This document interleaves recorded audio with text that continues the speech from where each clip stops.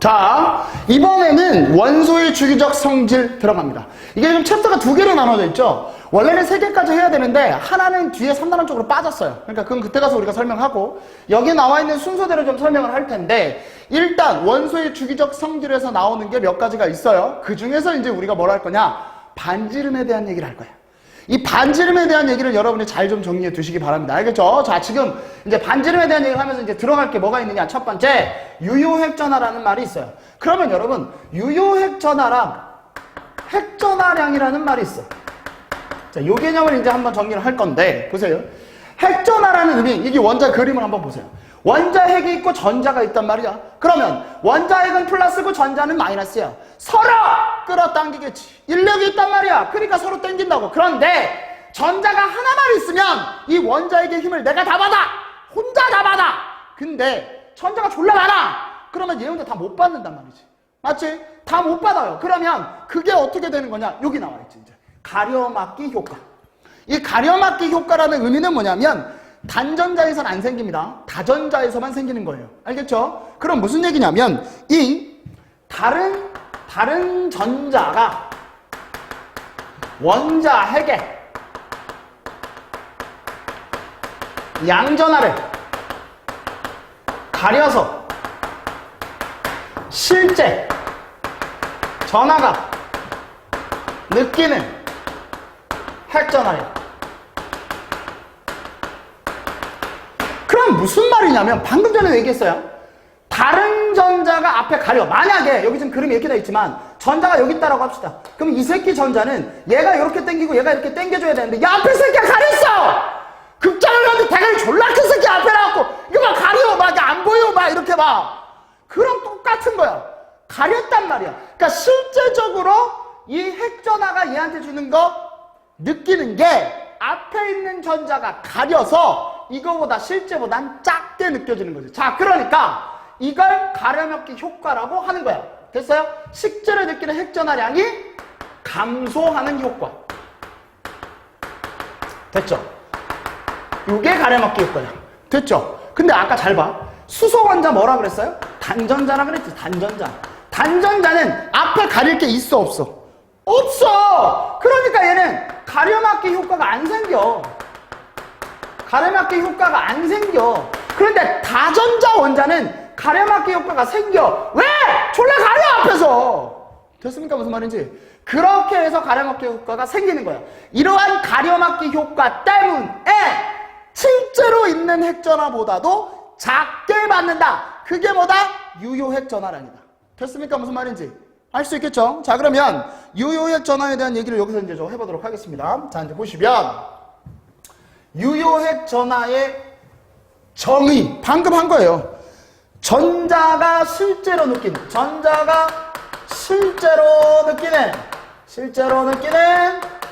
핵 전하량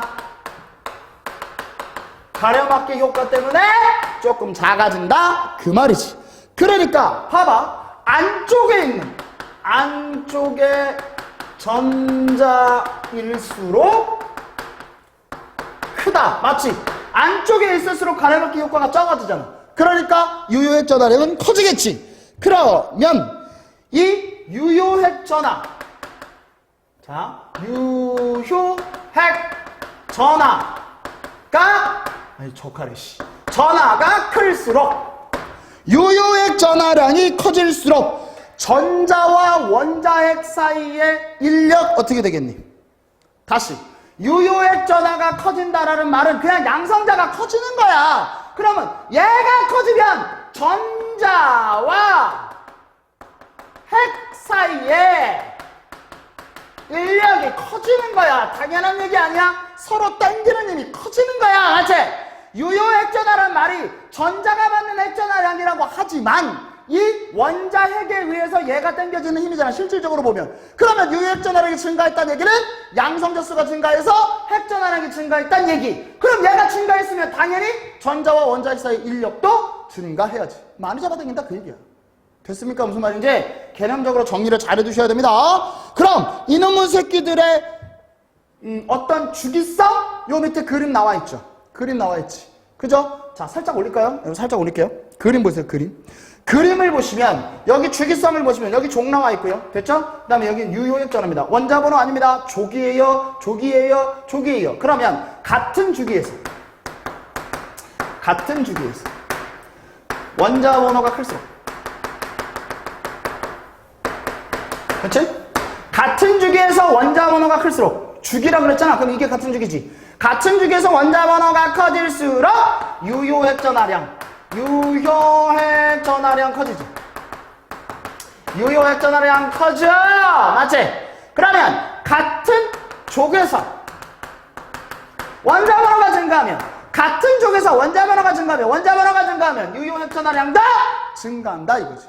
됐습니까? 다시 같은 주기에서 원자번호가 증가한다는 얘기는 양성자수가 늘어난다는 얘기야. 왜? 껍질수는 안 바뀌잖아. 그러니까 얘가 유효액전화가 증가한다는 얘기고, 같은 얘기야. 껍질수가 늘어나긴 하나 유효액전화량이 확 늘어나지. 양성자수가 확 늘어나잖아. 그러니까 얘도 유효액전화량은 증가합니다. 반드시 정리해 두시기 바랍니다. 이거에 대한 규칙성 반드시 시험 문제 나와. 이거 왜 하는 거야? 봐봐. 원자핵이 여기 있단 말이야. 전자들이 저기 있단 말이야. 그럼 유효액전화량이 크면 클수록 전자를 왜 땡겨오잖아. 그러면 우리가 뭐 한다고 그랬어? 아까 첫 번에 반지름. 그럼 유효액전화량이 크면 전자를 빡 당기니까 반지름이 작아지는 거잖아. 그것 때문에 이해하는 거야. 알겠습니까? 무슨 말인지 주기성 잘 기억해 두셔야 됩니다. 자, 그럼 우리가 실제적으로 이제 원자 반지름 한번 들어가 봅니다. 자, 일단 여러분 이 원자 반지름의 특징에서 여러분들 원자 반지름의 정의가 뭐가 되는지 반드시 좀 머릿속에 넣고 가셔야 돼요. 자, 원자 반지름의 정의 여기 잠깐 보세요. 같은 원자 두 개를 결합시킵니다. 그러면 핵과 핵 사이의 거리, 이걸 핵간거리라 그래. 이 핵간거리 사이의 반띵, 이게 원자 반지름이야. 다시, 원자는 너무 작아. 그러니까 얘를 실질적으로 크기로 측정하기가 어려워. 그리고 전자는 앞에서도 했지, 확률이라고 어디에 있는지도 잘 몰라. 그러니까 이 두 개의 핵이 위치한 곳에 결합을 시켜놔야 얘의 전자의 위치를 찾을 수가 있겠지. 됐죠? 그러니까 요거 해서 반띵하시면 됩니다. 어렵지 않죠? 그러면 여기 나와 있는 이 원자 반지름의 정의, 얘네들은 뭐가 되겠습니까? 원자 반지름의 정의, 즉 원자들을 두 개를 결합시켜서, 맞죠? 같은 종류의 원자를 결합시키는 거예요. 같은 종류 원자를 결합시켜서 2부의 핵간거리, 이걸 원자 반지름이라고 하자. 왜? 측정하기 힘드니까. 됐어요? 그러니까 실질적인 원자 반지름보다는 조금 작게 나오겠죠. 여기 지금 이렇게 공통적인 부분이 있으니까. 됐습니까? 무슨 말인지? 그런 식으로 여러분들이 정리해 두시면 됩니다. 그러니까 원자 반지름의 결정은 뭐냐면 결합한 상태에서 결정하는 거야. 됐죠? 결합한 상태에서 결정하는 거야. 그럼 여기 좀 보세요. 이 원자 문자 같은 원자로 돼 있잖아. 그럼 뭡니까? 2분의 핵간거리 198 하시면 여기 99라고 나와 있죠? 네, 99. 됐죠? 어렵지 않잖아. 그죠? 그런데 다른 종류로 된 분자들이 있어요. 이 다른 종류로 된 분자는 뭐냐면 일단 여기서 원자 요거에 대한 것들을 구했잖아. 하나는. 그럼 하나는 알고 있단 말이야. 맞지? 그러면 하나의 원자에서 핵간거리에서 여기서부터 여기까지의 핵간거리에서 알고 있는 원자 반지름을 빼는 거야. 이렇게 하는 거야. 두 개가 다를 땐 하나를 결합시켜서 알고 있는 새끼가 있어야 돼. 그래야지만 나눌 수 있어. 이거 무조건 반띵하면 안 되지. 왜? 같은 게 아니니까. 조심해야 됩니다. 알겠죠? 그 다음 여기 보시면 금속 결합인 새끼가 있어요. 금속 결합은 옆에 있는 새끼랑 하든 여기 있는 새끼랑 하든 아무 상관이 없어요. 그러니까 인접한 원자 사이 요거의 핵간거리에다가 절반. 됐죠? 요렇게만 나온다고. 됐어요? 무슨 말인지? 원래는 이것도 다 나오지도 않아요. 그냥 요 개념만 나올 텐데 한번 보여드린 거예요. 이렇게도 측정할 수 있구나. 알겠습니까? 그러니까 원자는 너무 작으니까 얘네를 결합시켜서 원자핵과 원자핵 사이의 거리에 반띵하면 된다 이거야. 됐습니까? 우리가 3단에서 뭐 배운다 그랬습니까? 화학 결합 배운다 그랬죠? 그때도 또 쓰일 내용입니다. 알겠죠? 그러니까 이 정도는 여러분들이 완벽하게 정리를 해두셔야 됩니다. 됐죠? 그럼 원자반지름에 대한 정의가 나왔어요. 됐어요? 그럼 원자반지름의 주기성이 중요하단 말이야. 원자반지름의 주기성. 원자반지름의 주기성. 그럼 주기율표에서 원자반지름은 어떨 때 커지고 어떨 때 작아지냐? 이거를 할 때 중요한 거. 반지름에 영향을 주는 요인 꼭 기억해야 됩니다. 반지름에 영향을 주는 요인. 첫 번째는 뭐가 있냐? 전자 껍질수. 전자 껍질수가 여러분 생각해보세요. 전자 껍질수가 늘어날수록 반지름 커지지. 뚱땡이 되는 거잖아. 맞지? 두 번째, 양성자수. 야, 양성자수라고 하는 건 뭐니? 핵전하량 얘기하는 거지. 이 핵전하량이, 자, 이제 여기 조심해야 돼.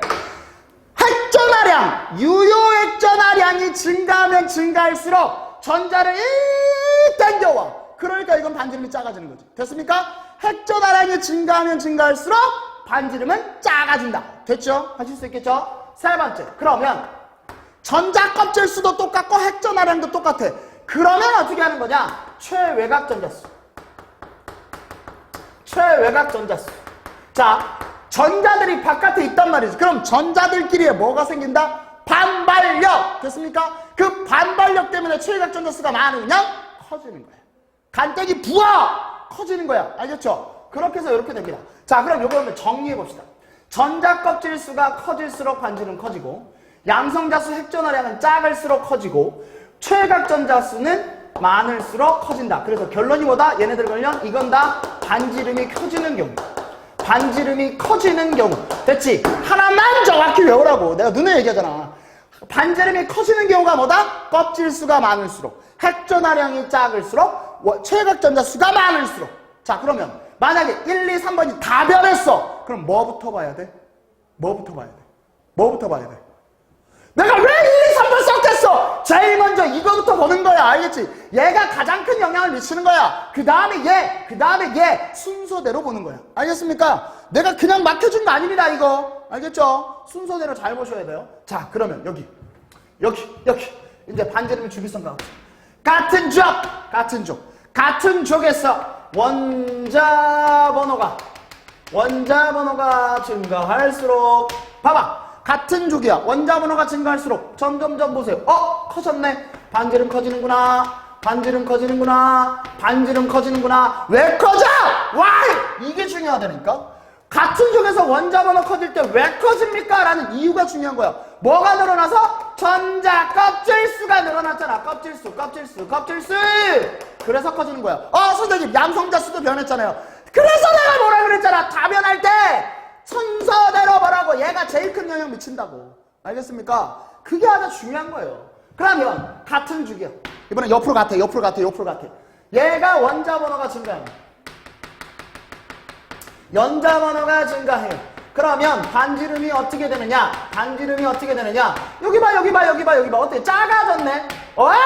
Why 작아졌냐 이거죠. 왜? 같은 주기라는 의미가 뭐야? 전자 껍질수가 같은 거야. 얘가 같아. 전자 껍질수가 같대요. 그러면 원자 번호가 늘어나면 양성자수가 늘어나죠.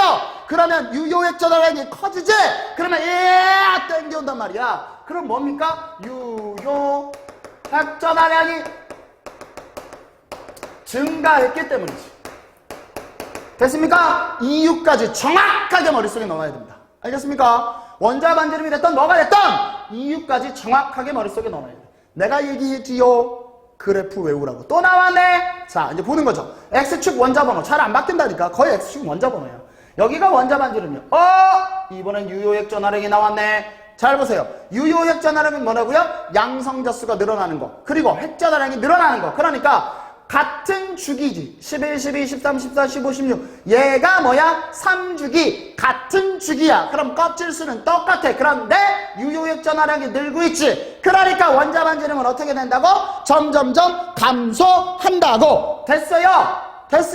그러니까 조건에서 시작해서 조건으로 끝나야 돼. 어떤 조건에서 어떻게 되는지를 알아야 돼. 그 조건이 조금만 바뀌면 문제는 완전 달라지는 거야. 그럼 이렇게 쓸 수 있지. 같은 주기. 이 그림 보면 같은 주기.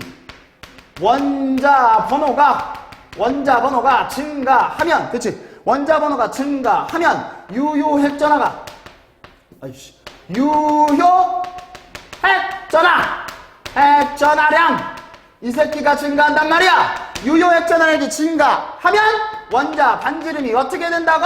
반지름은 감소하게 된다고. 됐습니까? 조건이 뭐였어요? 같은 주기. 됐습니까? 그리고 주기성이 뭐였어요? 원자 반응이 증가하면 반지름은 감소한다. 그런데 why? 이게 중요한다니까. 전부 다 알아야 됩니다. 조건이 뭐고 어떤 명제를 던져줬으면 거기에 해당되는 결론이 뭐고 그럼 왜? why? 얘가 되느냐야. 알겠습니까? 무슨 말인지. 그걸 잘 보고 정리하셔야 돼요. 진짜 잘 나와 진짜. 알겠습니까? 여기 나와 있는 원자 번호와 y축이 뭔지에 따라서 그래프가 달라졌습니다. 아까 원자과 전자 나온 그래프도 있었었죠? 헷갈리지 마시고 정리 잘 해두셔야 됩니다. 됐죠? 그러면 원자 반지름의 주기성 하나는 끝났어. 자, 그러면 원자 반지름 말고 이온 반지름도 있을 거야. 그치? 이온 반지름. 그거 보자고 이제. 똑같아. 내가 뭐라고요? 똑같아! 반지름은 다 똑같아. 내가 여기 봐. 반지름에 영향 주는 요인이라 그랬지. 이온 반지름은 원자 반지름이라고 안 썼어. 그제?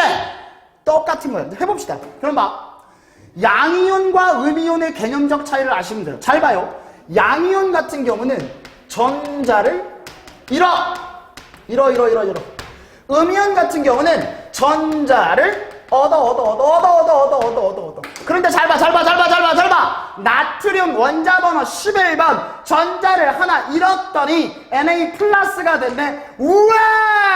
전자 껍질이 감소했네.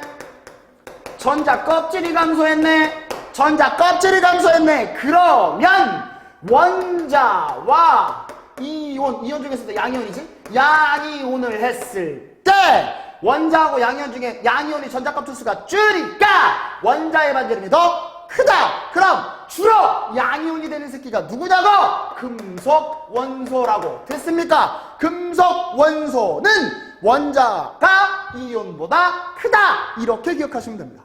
어렵습니까? 안 어려워. 해보면 되잖아. 자, 그 다음에 음이온. 자, 플루오린이 원자 번호 9번이야. 그럼 얘는 전자가 하나 들어왔어.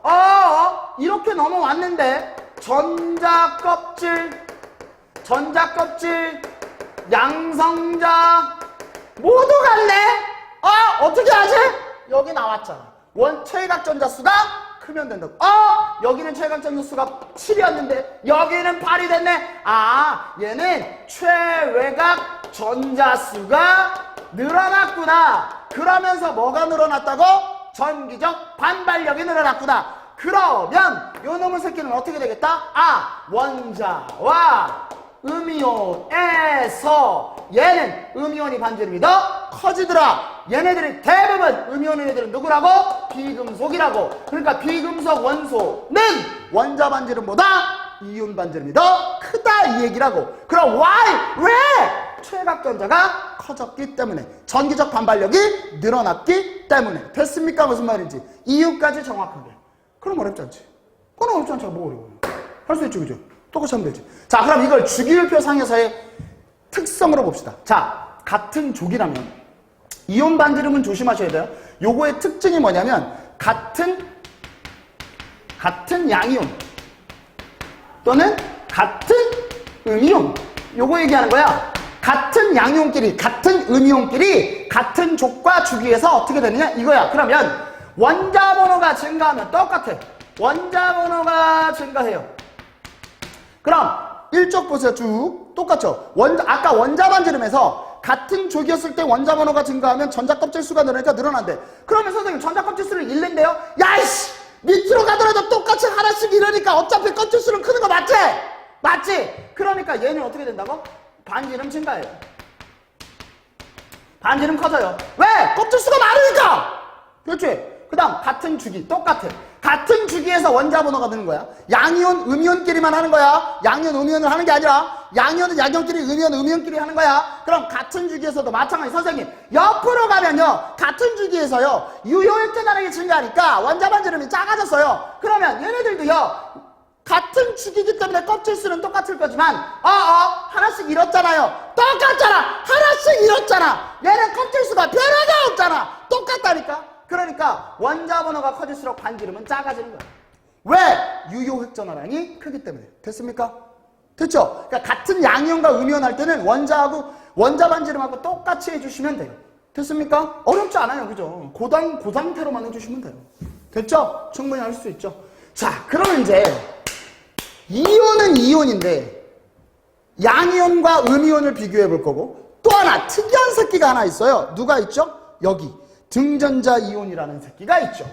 등전자 이온이라는 놈이 있지. 이게 미치는 거야. 이 등전자 이온이 어떻게 되는지 이제 하나하나 보자고. 네, 일단 이건 다 지울게요. 자, 이제 보시면 이렇죠.